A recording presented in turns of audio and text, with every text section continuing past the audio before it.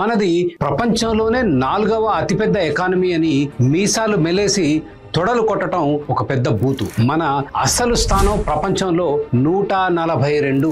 GDP ఒక దేశంలోని ప్రజలందరూ చేసే ఉత్పత్తిని కూడితే వస్తుంది. దేశం ఏ జనాభా 10 అనుకుందాం, దేశం బి జనాభా 100 అనుకుందాం. దేశం ఏలోని 10 మంది తలా $100 విలువైన వస్తువులు ఉత్పత్తి చేస్తే ఆ దేశ జీడిపి $1000. దేశం బిలోని 100 మంది తలా $10 విలువైన వస్తువులు ఉత్పత్తి చేస్తే జీడిపి మళ్ళీ $1000. దీని అర్థం దేశం ఏ దేశం బితో సమానం అని కాదు. దేశం ఏ దేశం బి కన్నా 10 రెట్లు సంపన్న దేశం అని అర్థం. మన 4వ అతిపెద్ద ఎకానమీ బిరుదు మనం సృష్టించే సంపద మూలంగా రావడం లేదు, మన 146 కోట్ల జనాభా మూలంగా వస్తుంది. ఇంకొక 20 కోట్ల మందిని కంటే చాలు మనం ప్రపంచంలో 3వ అతిపెద్ద ఎకానమీ అయిపోతాం. కాబట్టి మన ప్రజల ఆర్థిక స్థితిని అంచనా వేయడానికి చూడాల్సింది సగటు భారతీయుడు ఎంత సంపాదిస్తున్నాడని.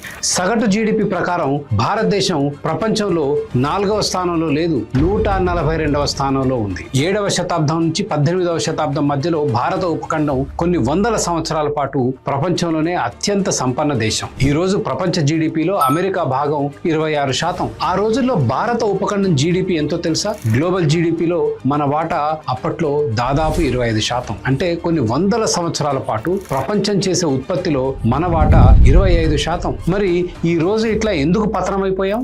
78 స్వపరిపాలనలో మన దేశం కటిక దారిద్ర్యంలోకి ఎట్లా వెళ్ళింది? ఒకప్పుడు 1వ స్థానంలో ఉన్న భారత ఉపఖండం 142వ స్థానానికి ఎట్లా దిగజారింది? దానికి కారణం సోషలిజం.